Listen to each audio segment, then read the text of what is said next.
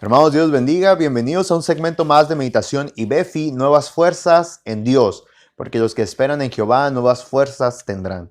Es para mí un gusto poder estar con ustedes otra vez, ya este día miércoles, mitad de semana, y seguir con nuestra serie, la cual se llama Los distintivos bautistas, aquellas doctrinas de la palabra de Dios que nosotros creemos y practicamos, las cuales nos distinguen de otros grupos religiosos.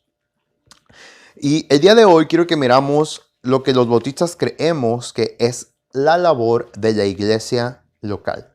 Ahora, esta labor la podemos dividir en dos áreas. La primera, hacia los creyentes, y la segunda, hacia los incrédulos o hacia el mundo. ¿Cuál es la labor de la iglesia local? Creo que el mejor ejemplo lo encontramos en el libro de Hechos, capítulo 2, del versículo 42 en adelante. Pero vamos a comenzar con el puro versículo 42 que dice de la siguiente manera.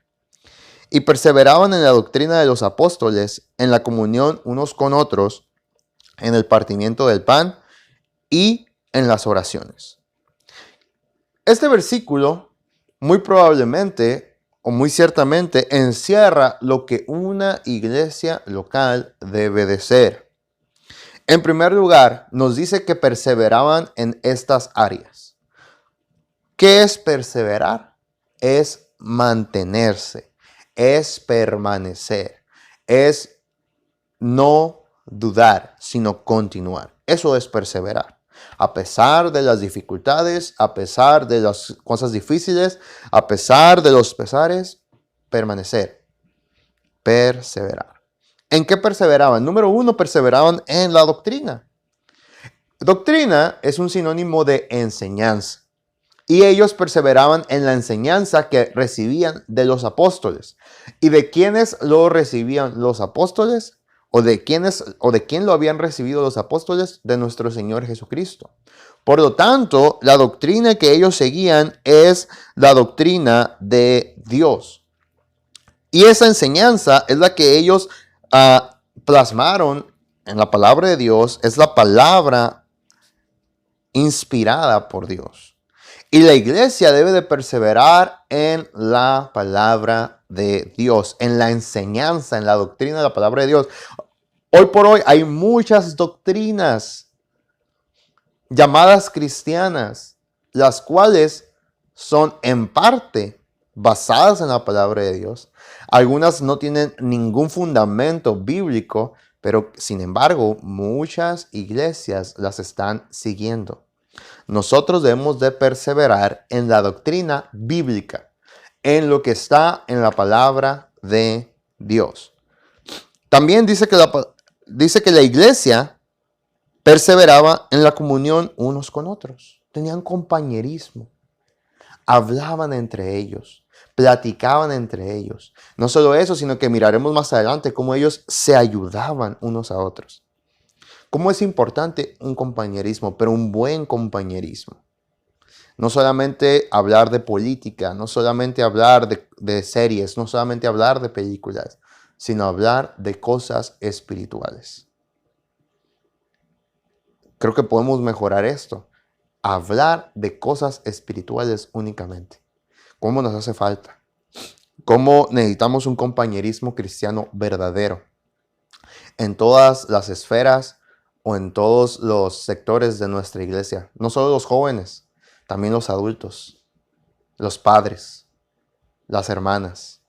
Que el compañerismo esté basado y centrado en la palabra de Dios. Un buen compañerismo que nos ayuda a crecer juntamente. También dice la palabra de Dios que perseveraban en el partimiento del pan. Y esto hace énfasis en las ordenanzas. El partimiento del pan en la Santa Cena. La iglesia es el lugar donde se cumplen estas ordenanzas con total libertad. Tanto el bautismo y la Santa Cena se deben de permanecer como práctica general y práctica de costumbre en nuestra iglesia. Y por último dice también que perseveraban en las oraciones. La oración, hermano, es algo que podemos hacer todo el día.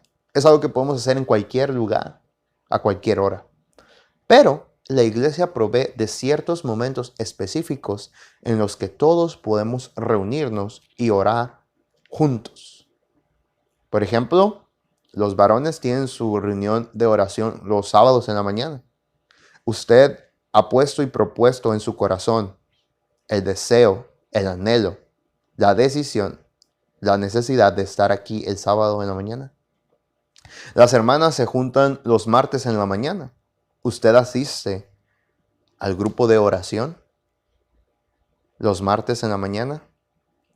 Toda la iglesia nos reunimos el día miércoles a orar, servicio de oración y de estudio de la Biblia. ¿Usted asiste regularmente al servicio de oración? ¿O cómo nos hace falta participar de esos momentos en los que todos juntos podemos ir delante de nuestro Dios y llevar esas peticiones?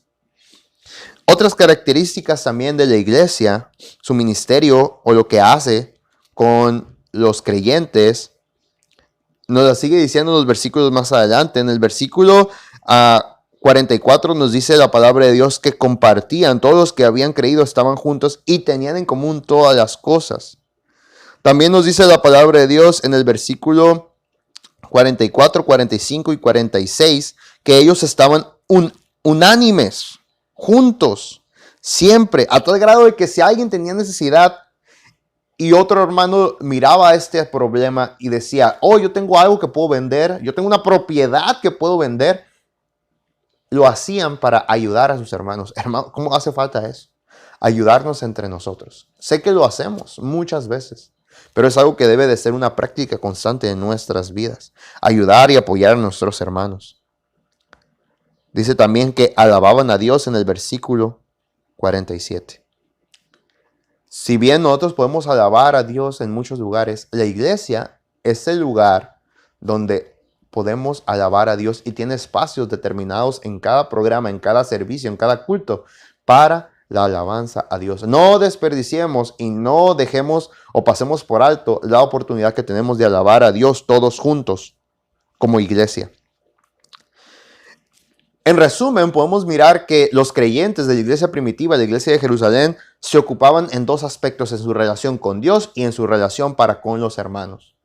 Y esto produjo varios resultados favorables para la iglesia. En primer lugar, dice que todos estaban alegres, alabando a Dios y teniendo favor para con el pueblo. El versículo 46, un versículo antes, nos dice, comían juntos con alegría y sencillez de corazón. Alegría. Cumplir con estos propósitos en la iglesia produce alegría, produce sencillez de corazón, humildad entre los hermanos. No problemas, no peleas, no choques, sino sencillez de corazón. Hay perdón entre los hermanos. ¿Qué produce esto? Dice la palabra de Dios que obviamente una iglesia que está siendo obediente va a ganar almas, porque dice el Señor añadía cada día a la iglesia a los que habían de ser salvos. Eran gente que testificaba a Cristo constantemente. Y la iglesia estaba creciendo. La iglesia crecía. Nuestra iglesia debe de enfocarse en todas estas áreas y cumplirlas. A veces podemos cometer el error de enfatizar solo una y descuidar las otras. Debemos de permanecer en la doctrina, en la comunión, en las ordenanzas, en las oraciones. Esto nos ayudará a compartir con los demás, a cuidar a nuestros hermanos y la alabanza a Dios constante en nuestra iglesia, produciendo alegría, sencillez de corazón, evangelismo y crecimiento. Esa es la labor de la iglesia. Y me permito solamente leer esta frase que me pareció muy importante. Dice de la siguiente manera: la única manera que la iglesia desarrolle el ministerio que Dios le encargó es que cada miembro cumpla fielmente con lo que le corresponde. ¿Esto qué nos habla? Que todo lo que miramos ahorita, la labor de la iglesia hacia los creyentes, se puede ver en otra dirección. La labor de los creyentes hacia la iglesia.